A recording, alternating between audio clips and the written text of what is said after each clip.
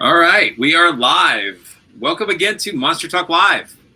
I'm Blake Smith. Good morning, or good evening, or good night. whatever you may be. Yeah, exactly.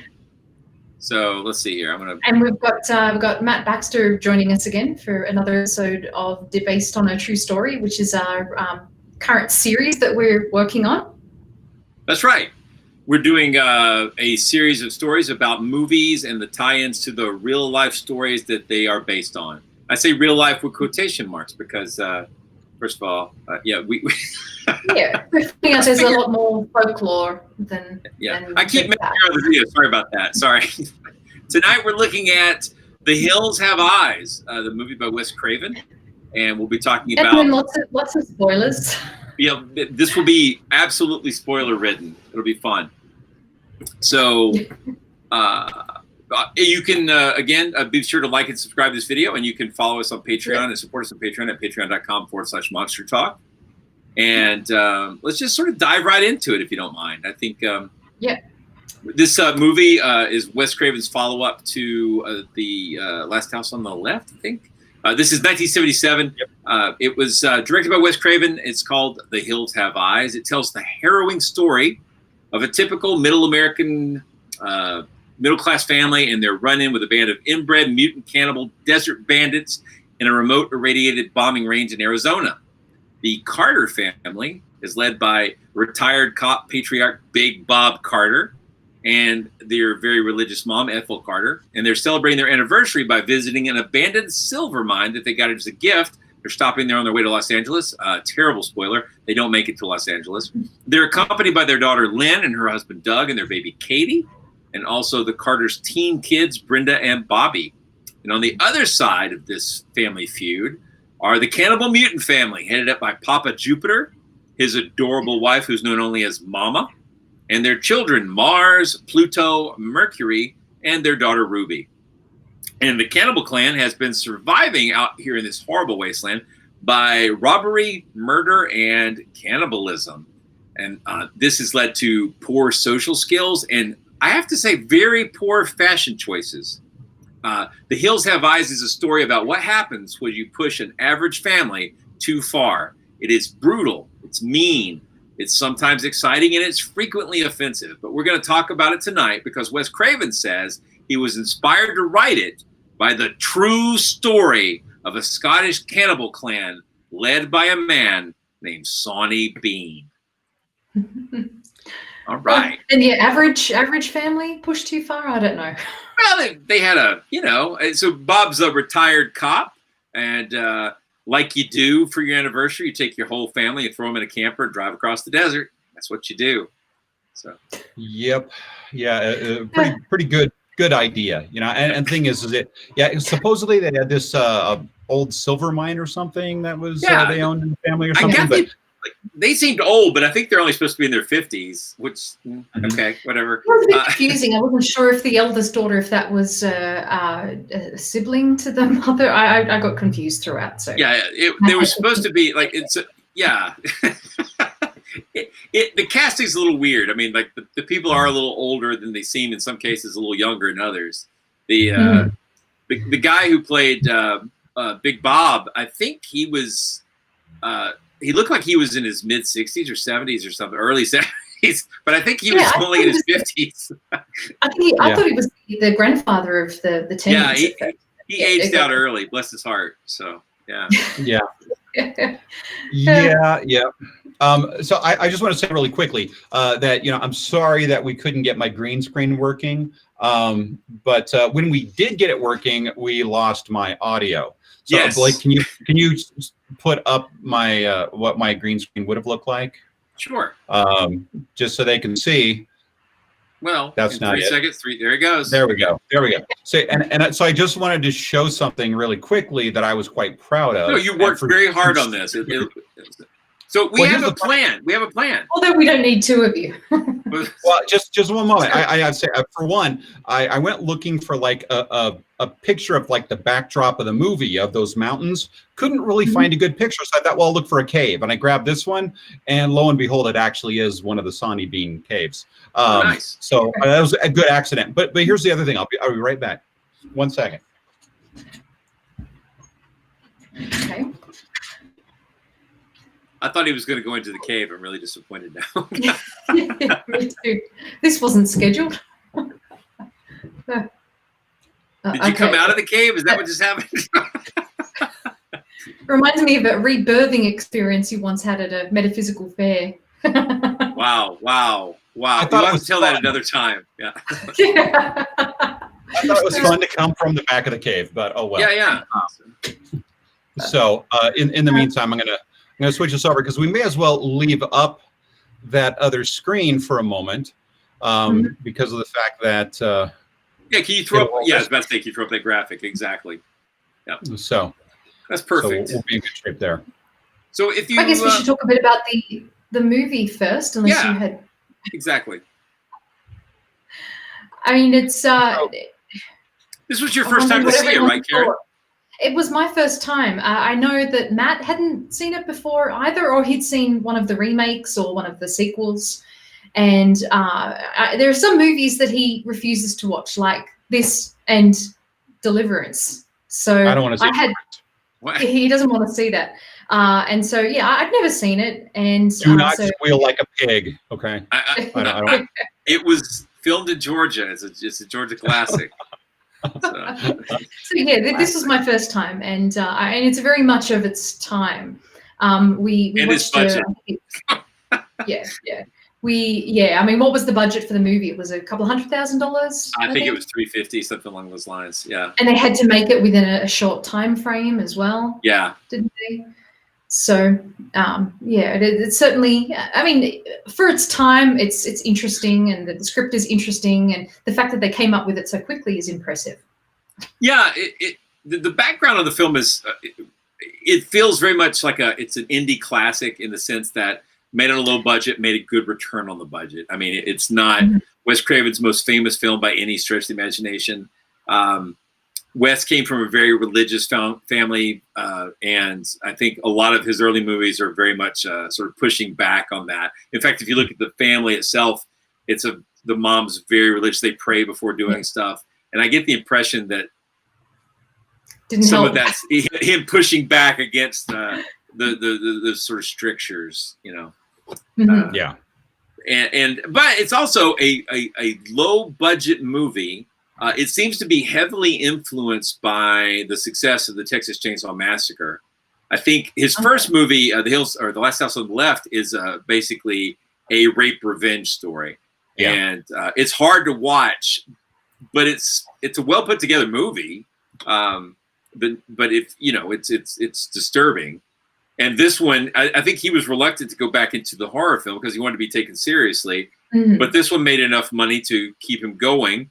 And he got a really good established name as a director. And of course, eventually he ends up making, what's that one where the people shouldn't go to sleep? It has the Fred Krueger guy.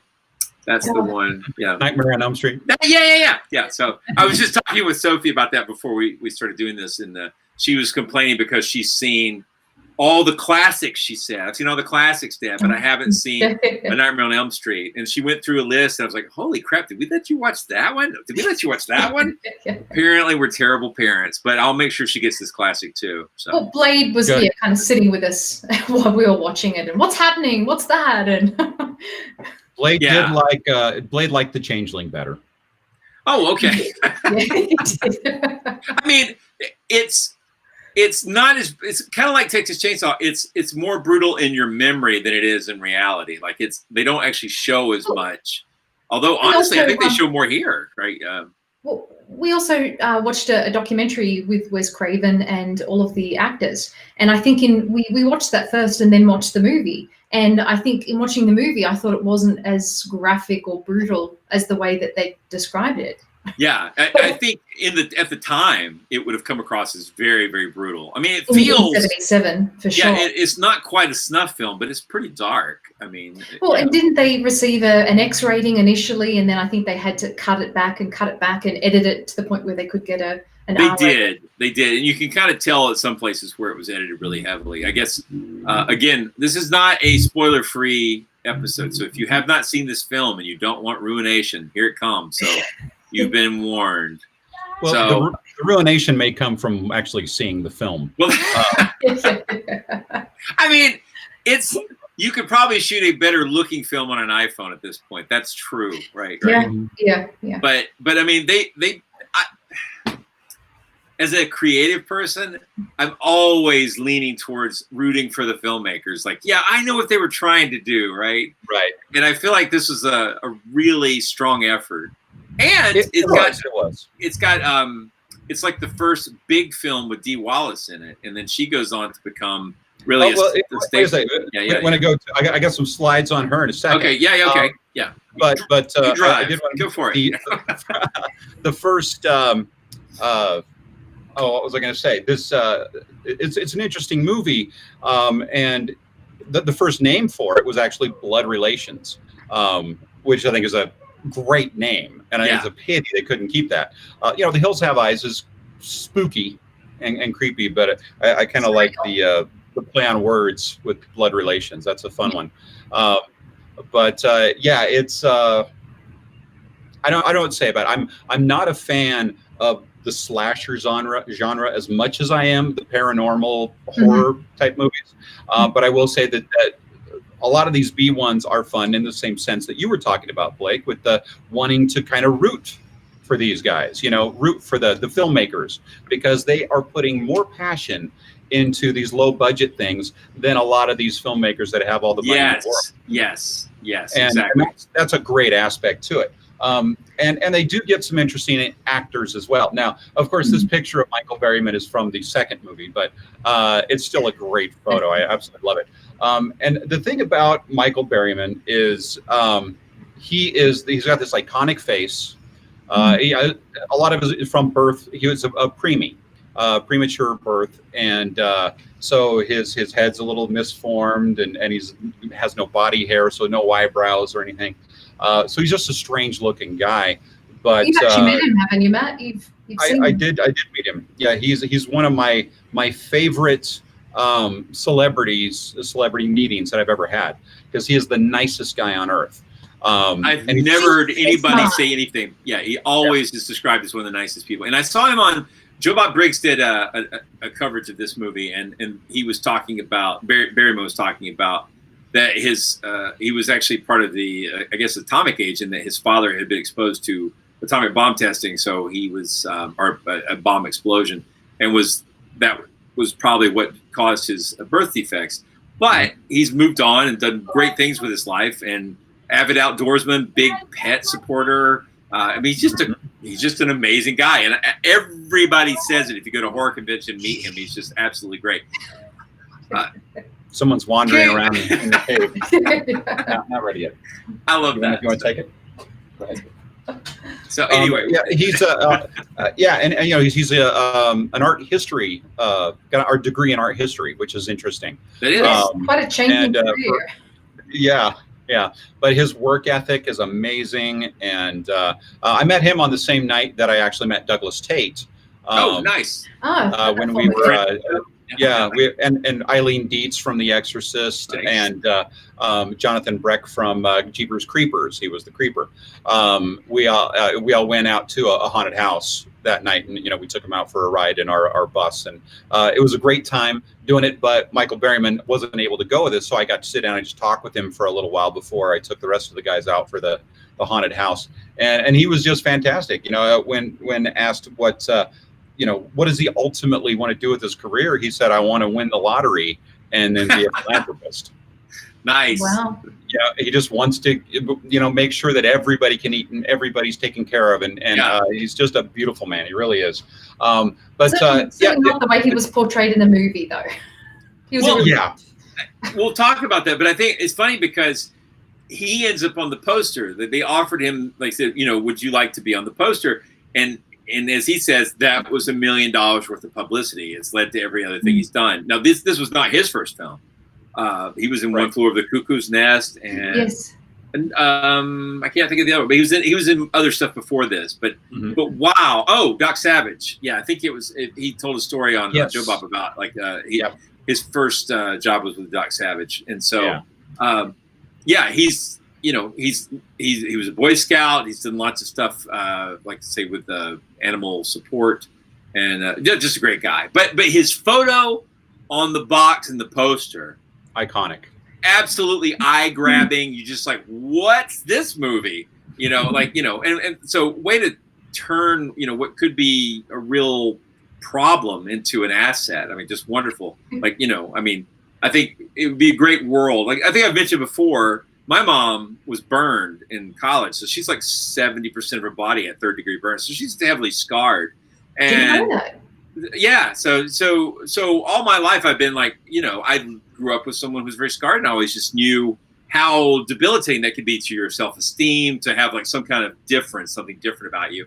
And I always just try to ignore that stuff, but not everybody can. It's hard sometimes, and I think I love the way Barryman's taken what could be, you know, the kind of thing to Seen make as ableist or something. Yeah, he's great. I love it.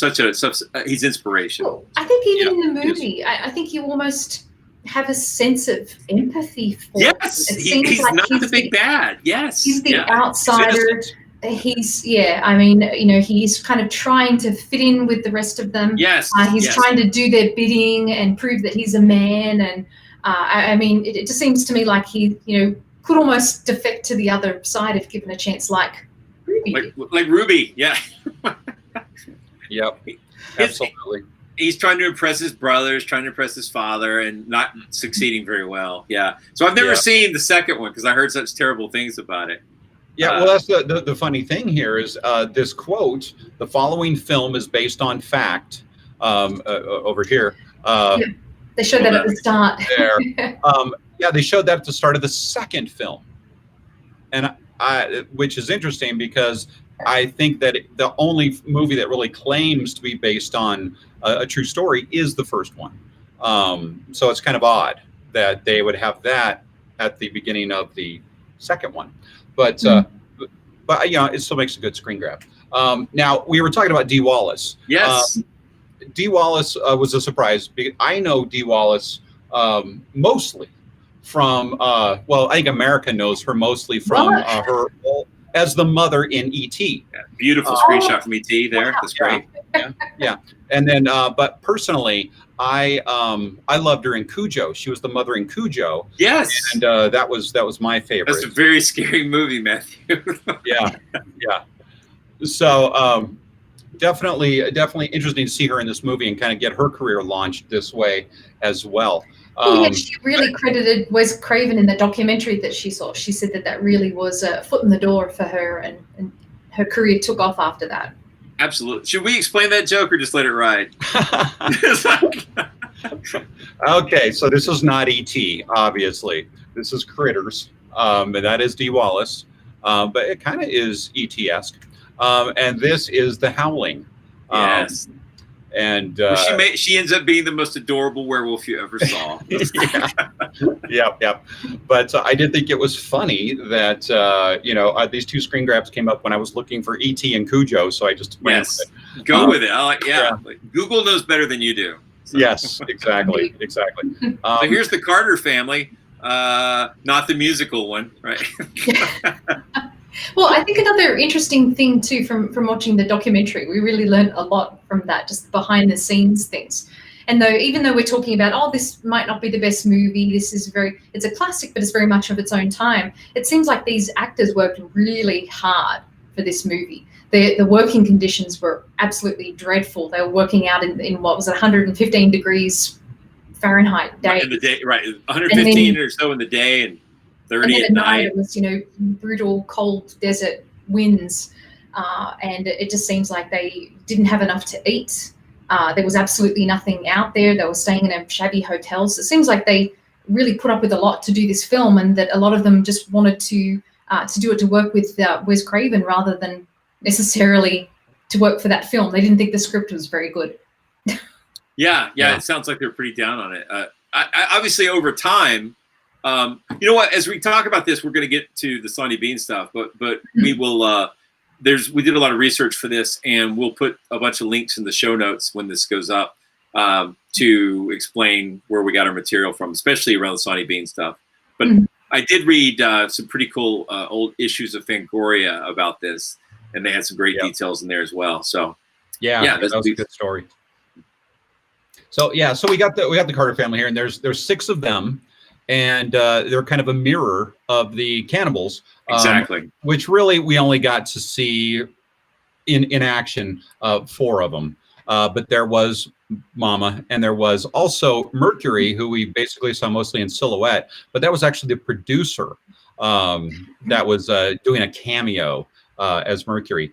So up in the corner here, we have Jupiter, who's the dad. And it was interesting. I did notice that throughout the movie, see, because his father smashed him in the face and split his face open like that. Yep. But his scars did kind of come and go. They were peeling off a bit too. Yeah. There was sometimes when the nose was kind of falling off, and but I suppose that with that heat and the sweat, that would be a problem. Oh yeah. And then we have Mars further over on the other side there, and he was interesting with the sharpened teeth and the scare wig. And then we have good old Pluto down there in the corner, Michael Barryman. And then Ruby is the youngest and the one who ends up switching sides. But, I already had a few people ask, Jupiter and Pluto, Ruby, what? Yeah. It's weird. They didn't plan it. Take a drink, everyone. Cheers. All right. That was a good one. But so it's an interesting movie, and they talk about how and I always wonder about this, because the critics start talking about how what the writer Wes Craven was going for was showing the 2 opposite sides, with 6 here being on the good side and 6 here being on the bad side, and first world and third world and all this different kind of stuff. But I wonder if any of that is actually true when he's forced to write something over a weekend. If he's really putting that kind of thought into it, and then afterwards, you can post-dict, that post-diction, that this is what I was thinking. Of course, yes. And it was, as a former English major myself, it seems like the kind of stuff that you'd go into. Or it was like putting the die in dichotomy. It's like. But it even goes down to the dogs. You've got Beauty and the Beast. Beauty and the Beast, yeah. Which is, again, this, in the one sense, it's a fairy tale, but in the other sense, you've got this dichotomy between Beauty and the Beast. And which one turns out to be more useful? The Beast. I'd say Beast. The one who survives anyway. Yeah, exactly. Yeah. It's not about the score, it's about who's winning at the end, right? And I think things like that were pretty shocking for the time, too, when you see that gory scene with Beauty. We don't know exactly what happened to her, but she was obviously killed. But just the scene where they showed the dog with the entrails was pretty. Yeah, cool. Which is one of those bits of trivia that apparently that was a real dead dog. So they didn't kill their dogs, but they did somehow obtain a dead dog. So that's a pretty gruesome fact that there was. But the reality. The Beast was played by the same German Shepherd that was the Bionic dog on the Bionic Woman. So, okay. Yeah, he's kind of a superstar. He's very well trained. Obviously, for all the amazing stuff he does in the movie, because at the end as well. It's like the hero, really. Yeah, he's totally the hero. He's definitely one of the most proactive members of the Carter clan. So, he knew what was going on from stage one. Like he had it. So, well, I think it's also interesting, when you break down this whole. How these families, in the end are actually kind of the same, because this civilized family ends up having to be just as brutal, in the end. And I don't know how much I really agree with that, because I think, that's the difference between a wolf and a rabbit. They both run, but one's running for a meal and one's running for his life. Yeah. And that's kind of what we have here. So these people are having to defend themselves. Yeah, and so I don't know that I necessarily agree that they're the same, in the end, because as brutal as the guy had to be killing them, in the end he was getting revenge, and he was in defense of everything. For his wife and for the rest of his family, and for his baby being stolen. Yeah, so I think it's a little different, because You know, the cannibal family was a little more gleeful in their murdering. I mean, you know, although I hear that they had to cut quite a bit out of the brutal murder at the end. Yeah, because he enjoyed it too much. It's like, yeah. Well, you remember the old movie code stuff about the good guys? You know, the bad guys never can win, right? There always has to be some sort of moral lesson. And this was after that code was gone, as far as I know, but still, it sort of feels like that. You still have to get past the MPAA if you want to get on the rating system. Exactly. Someone's commented in just in the sidebar and asked why it's harder to see dead dogs in movies than people. And I think in this movie that was because their blood was orange. What? And not red, so it wasn't very convincing. That's a great call out. Yeah. The blood was very unconvincing. Even with the mother, you know, when she dies and then they put her out as a decoy. I mean, don't you think she was on the verge of blinking there? Well, in the distance, she bless her heart. In the distance, she looked great, but then they do a close up of her and she's going. Yeah, she's trying real hard. Like a lot of times they'll do that with a freeze frame, you know. And they didn't here, you know. So I mean, they had the same problem with Psycho, where they were trying to keep Janet Leigh from moving her eyes or blinking. They fixed that with a freeze frame. But because she looked really dead, you know, from the distance, you know, the makeup and everything. She looked dead, and it was really well done. But as soon as they zoomed in on her face, it was like, you know, too much makeup. Yeah. Yeah. So it was. Oh well. But like we were saying, this is supposedly based on fact. And it's interesting because the facts that it's based on is one thing, two things: family of cannibals living in a cave. Mm-hmm. Yes, and that's basically it. And that's when we get into the folklore of Sonny Bean. Mm-hmm. And we have a lot of interesting things to talk about Sonny Bean. We did see with the interview with Wes Craven where he said that he was inspired. I think him and the producer, I can't remember his name, Peter. Help me out here. Oh, I'll have to look it up right quick. Locke. Yeah. It was Locke. Peter Locke. Yep, you got it. And so they drove out into the desert, and they were trying to get some inspiration for the film. And so I don't know how he actually came across that story. I don't remember if he mentioned how he'd come across that story. I'd heard that while he was doing research for what to write about, that came up. But it's also interesting. I mean, there are a lot of parallels between The Hills Have Eyes and the Texas Chainsaw Massacre, and some pretty strong, like, literal connections. Like the prop master on both films was the same guy, and some of the props therefore are the same in both films. But and I think those two films ended up inspiring The House of a Thousand Corpses and various other ones. Oh, they're very. Yeah, and we'll be coming back to Texas Chainsaw because that falls into the Ed Gein stuff as well. But yeah, so yeah, this is. I mean, it's a very. You wouldn't see an immediate connection, I think, between. Yeah, but like you do have a family that is cannibalistic and killing people in a rural setting, and I would say that the protagonists would not be considered universally likable. There's a lot going on. They kind of drive into a scenario where they really have no business, and horrific events or hilarity ensues. So I mean, there are a lot of parallels. So, but by basing it on hilarity in Sonny Bean, there's not. No, not really. No, it's not that funny of a story. But it is an interesting story. We'll sort of dig into it here. So.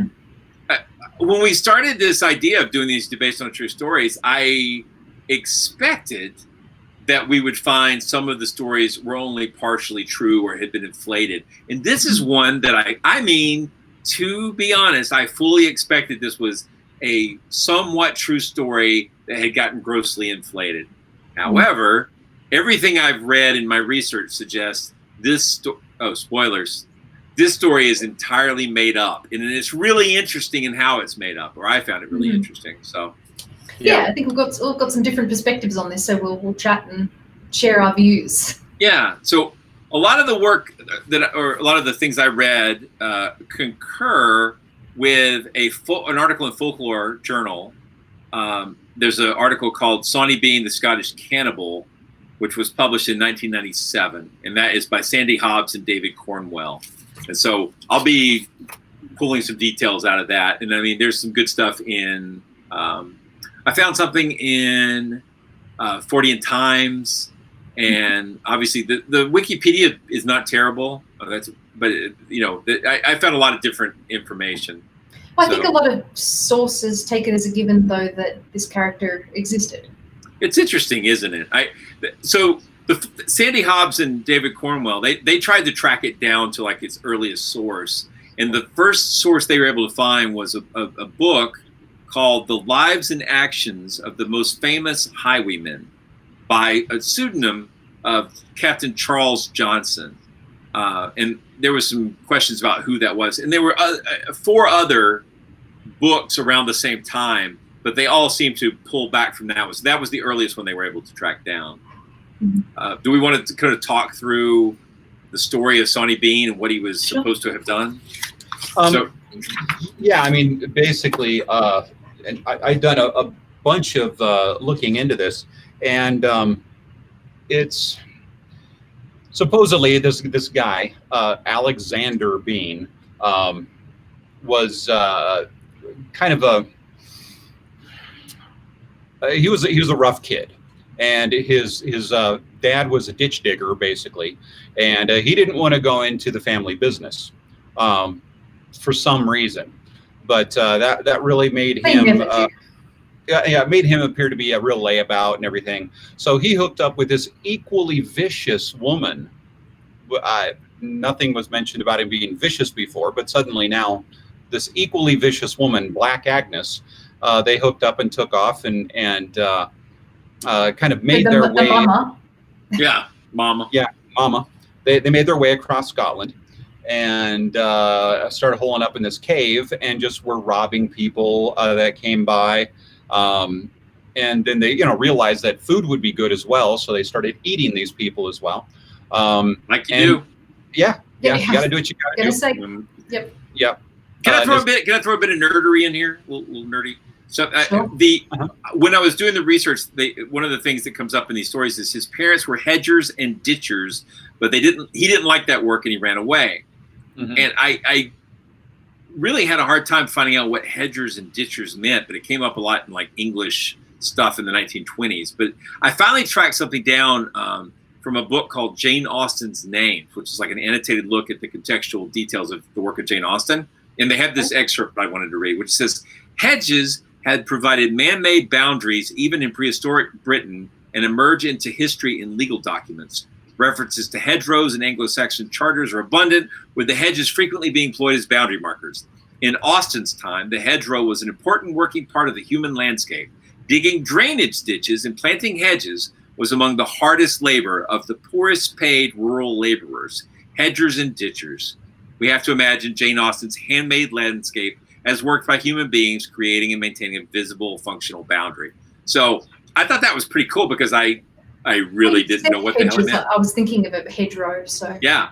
So I didn't really think about how they could share that much work. Yeah.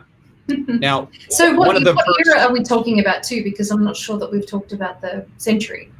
This, 1500s. Yeah. Somewhere between the 15 and 1600s, because they don't actually give it a real solid date. Yeah.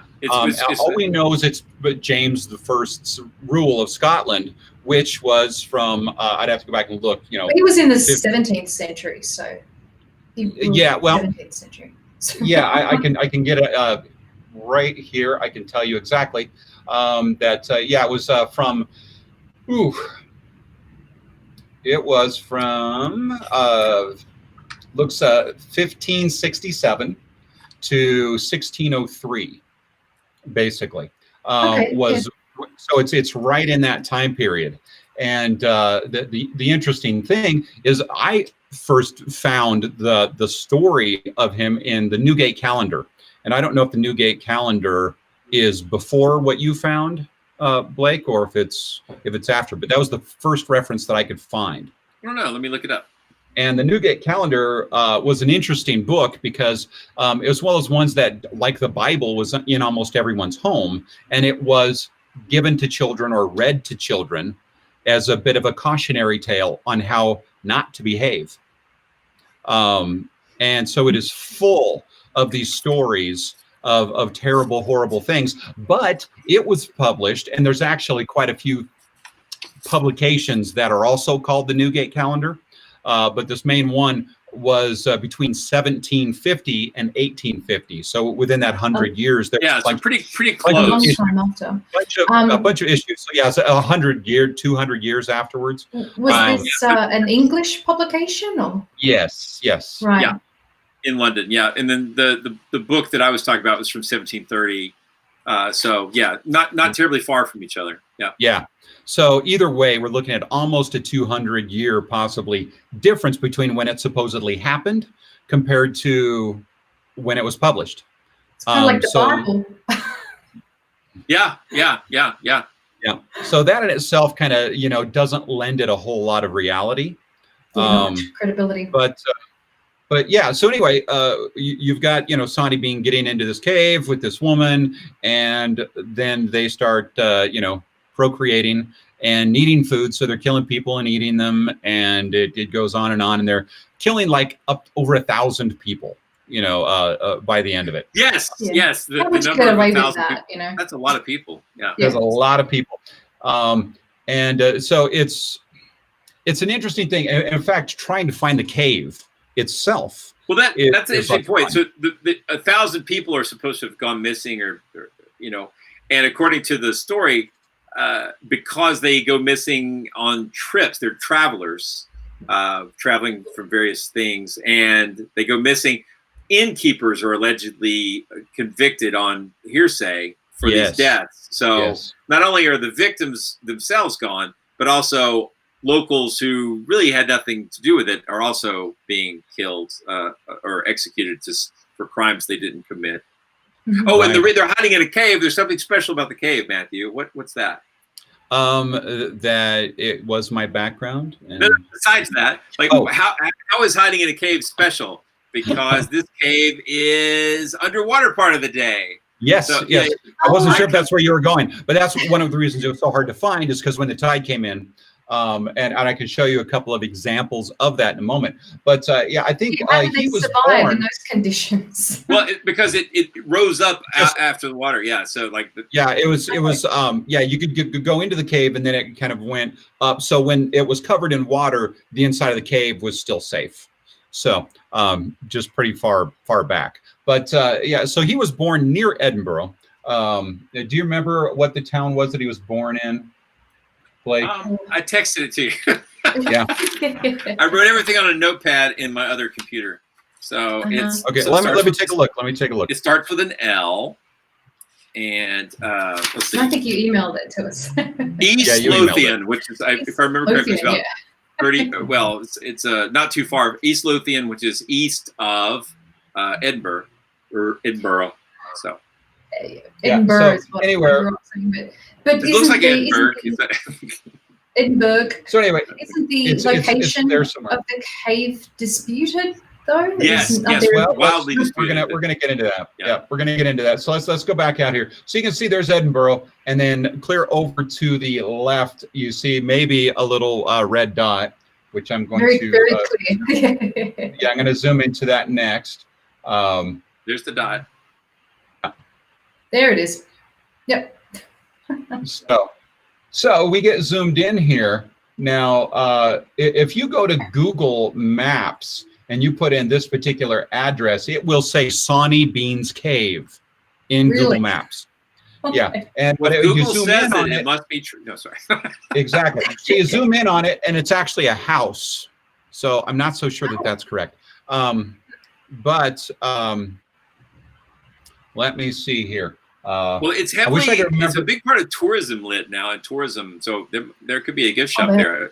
I'd stop and ask. So. But you don't need it the cafe though. There actually is a cave that's in this area here, and it's got a plaque and everything. Now a lot of people will swear that this is Sonny Bean's cave, And I'm just gonna show real quick here. Let's hop back It over doesn't to really this. look like there are many caves around there. It looks like it's coastal and beach and. Yeah, so this is actually what the cave looks like there, but there's a plaque in this area, and it says Snib Scott's Cave. Now the thing is there's actually a bricked up door over the very entrance of the cave that Snib Scott put there, and so that's why they call it Snib Scott's Cave. But they're saying that he did it to protect. Yeah. They're saying that he did it to kind of protect, anyone from going in and hurting themselves in this horrible place. So I don't know if that's true or not, but we also hear that if you go up the road here a bit, that you will find. Now I think these cliffs are really interesting along the road here, but let's hop up here, and it's probably 3 or 4 miles up the road. Be careful, don't crash your drone. Yeah, there we go. Okay, Yeah, so really I don't know if you can see. There's a little purple dot there. I don't know if you can see it in the middle. Yes, the parking lot. Yep. Yep. Oh, okay, by the way, so our plan is, because we're limited by this software we're using to stream, we're probably going to recut this video into a something with better visuals for this support. But right, so people can come back and watch it and see a little more clearly. So let's see if this will let me pick up. Yes, it will. Okay, so if you can see the red dot moving at all, here's what you do is you go over here to the side, and there's a little trail. Except for the car. Okay, sorry. Don't get in front of the car. Don't hit the bunny. Yeah, exactly. Yeah, you'll go off and crash, and cannibals will eat you. That's right. So you come down this little path, and then you take a left, and you cruise down here, and then you work your way back up here, and this is where the cave should be. Okay. Now, if I pop back over to this other visual, that's kind of what the entrance looks like. It's got a big boulder kind of blocking the entrance right now, but you can see that if the tide had come in, you're not going to. I lost Matt. Well, that's interesting. What I think I'll do is I'll remove Matt so he can join in again just a second. He might have gotten a reboot or something. Okay. So anyway, there's part of the legend is that the cave, that one version of the legend is that the cave was blown up, or the entrance was blown up. So hello, there you are. He's back. I am back. So yeah, I don't know what happened there, but it was awesome. Just a moment, and 3, 2, 1. We're back at the cave. All right. This is like the Bat Cave, only terrible. Yep. Yeah, absolutely. So yeah, the cave could be anywhere. We actually just don't know where it is, but there's several spots. And I think you could find any cave along this coastline, and you could say it's the one, because they are the cave systems are fairly extensive back through here. So, but those are the 2 most popular locations that I could find. But who was this? Go back for a second to this Scott guy. Who was this? One of the caves that is attributed to Sonny Bean. Who was he? He was just didn't you say he was a dweller or something? Well, he was a hermit. He was like an early 20th century hermit, right? Yeah. Yeah. So yeah, I saw some pictures of that. Also, the association of Benet Head and Ballantrae, which is the Ballantrae is and I apologize to all our Scottish listeners if I'm just absolutely slaughtering this. You are. And then Benet Head is the cave about 3.5 miles north of Ballantrae. But that came from a fictional story called The Gray Man, written in 1896. And up until that point, it wasn't really specified where the cave was. And that novel was published as fiction, but it became so popular that everybody started assuming that it was really the location, which I find fascinating. Very much like the scripted ideas we talk about, where fiction pushes folklore into interesting directions. So Again, Right. we'll put notes about that in there. But yeah, interesting. It went from being in a book to being accepted wisdom that is what the case, right? So. Which is exactly what happens. And this is an interesting work of art. And we kept seeing this being attributed to Sonny Bean as though this was a picture, a depiction of his family and their meals and celebrations. They're enjoying on a spittle, or like they've got a barbecue going. I recognize the barbecue. Mm-hmm. It's difficult to see. Yeah. I know Matt's looked into it, so I'm keen to hear what he has to say. But when I took a look at it last night, I thought it was interesting because it looked more like some kind of tribal artwork. It looked like there were people who were wearing, I think there was a fellow who was wearing some kind of jewelry made of bones or something.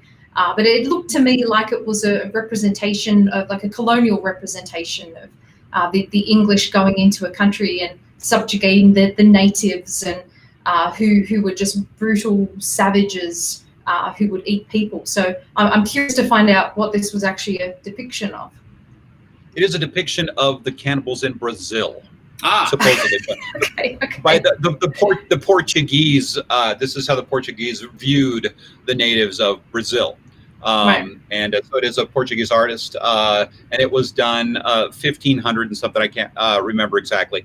We can have that. Okay, so it's got nothing to do with the Sonny Bean story. Nothing to do with Sonny Bean. That totally different recipes.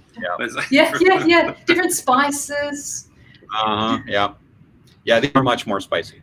But I wonder if there is still a link, though, between this depiction, which has been attributed to Sonny Bean, and maybe the way that the English saw the Scottish, and why they were written about as being such brutes and such savages. Actually, that's interesting because what you're pointing out is that the original narratives were written in London by British people about the Scots, who, as we discussed with the royalty issues, it wasn't a United Kingdom yet. So it was that was a ways away, and I'm not an expert in that history, but I did find it interesting, the idea that maybe it might have been written as derogatory, but I don't think, I guess after all my reading, it feels more like it's not that it's necessarily anti-Scottish. It's more like, I've got this awesome story about these crazy rednecks that are cannibal inbred people. I need to put it somewhere rural, right? It can't be in England because that's not rural enough. Let's push it a little further north. Well, no, they were pretty brutal, toward the Scots. And I'm sorry, Karen, you go ahead. And the Irish and the Welsh. Yes. So for quite some time, they've looked down on other parts of the United Kingdom. Apparently still in many ways, but yeah. Absolutely. And Matt, you found out something interesting about Sonny as a name. Well, yeah, absolutely. The name Sonny does get used a lot in during that time to kind of make fun of the Scottish. And it's kind of interesting. It's usually with someone. It started off anyway with someone with the first name of Alexander, which was actually Alistair as well. And the Scottish Gaelic version of that, I believe, was Alistair. And I hopefully, thank you. And so that kind of ended up being seen as Sonny, and then they started making that like this cartoonish. It's very much like you might hear people in New York say Italian people are Guido, right? It's a real name, but it's being used as a single like like a Karen, right? Or like a Karen. Thanks, Karen. Yeah. I think names have always been used to label stereotypes, and so it's really sounding to me like that was a stereotype of a savage, primitive Scottish person. In the Newgate, in the Newgate calendar, they have a ton of stories about all these different villains, and we have here. I'll just read you really quickly. They have a British guy, and they call him Alistair. interestingly enough. And then they have the Scottish guy, Sonny Bean. And then they have the Scottish guy, Sonny Cunningham. And it does go on and on. Sonny Douglas.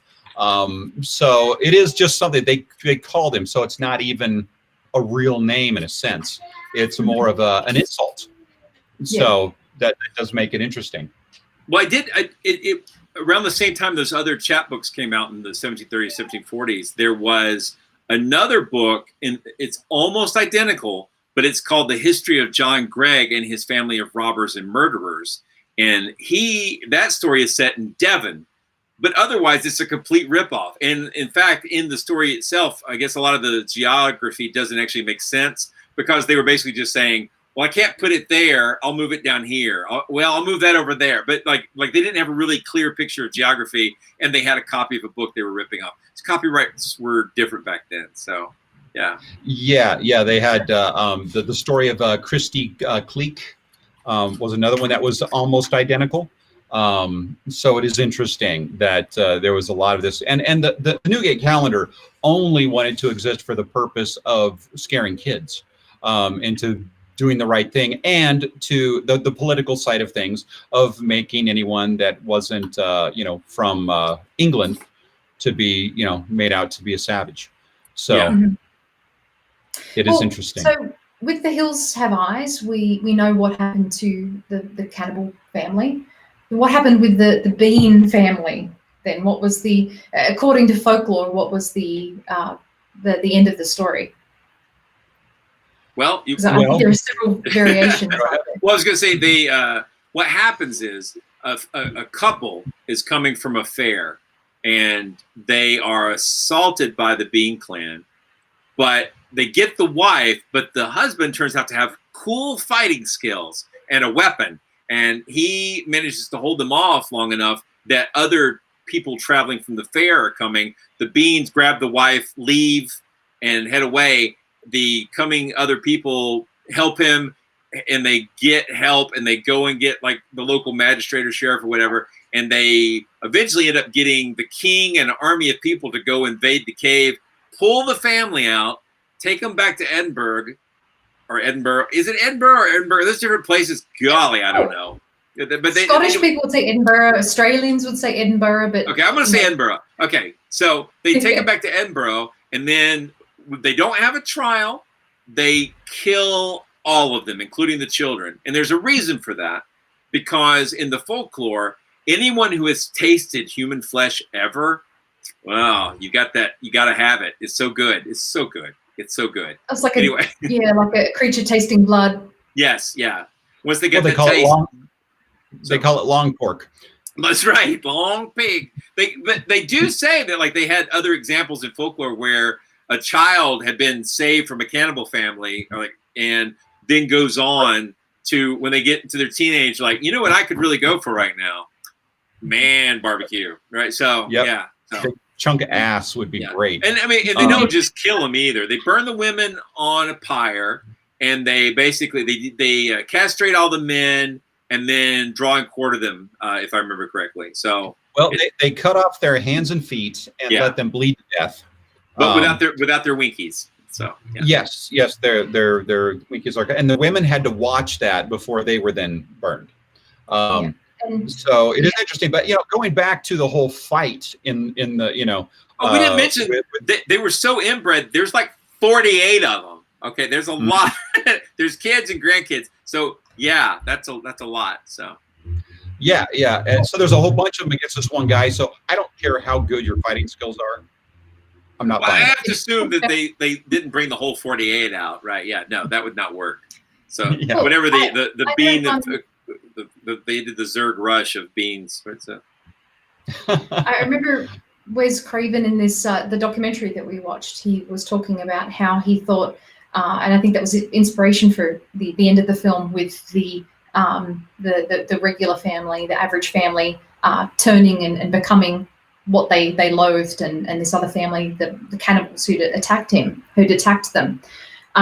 He was talking about how, when he looked into the history of the Sonny Bean story, how he thought it was just brutal that they had this family were a pack of cannibals and then that the government had come in and had treated them pretty much in the same way with all of these, cruel and unusual punishments. And I just have to say, from my understanding of English history, that's not what they would have done. Things like hanging and drawing and quartering, that was usually reserved for traitors to the king. And usually people would be hanged for something like that. People wouldn't be burnt for something like that either. That would usually be the lot of maybe witches earlier on. Black Agnes was on alleged to be a witch, although I don't, So. But then I think by that point, that was really a punishment for blasphemy. So it just doesn't ring true to me. And I think at this point too, again, it depends what era you're talking about. But James would have then been the King of England. So I don't think he would have even been in Scotland then. He was the King of England and Scotland after Elizabeth I died. So yeah, it just, the history doesn't. He was the King of Scotland first, and that's when this took place, is during his reign just as the King of Scotland. Okay. But even then, I think you're right. I've read there's some crossover, and sometimes it was in the early 17th century, and so by that point he would have been in England.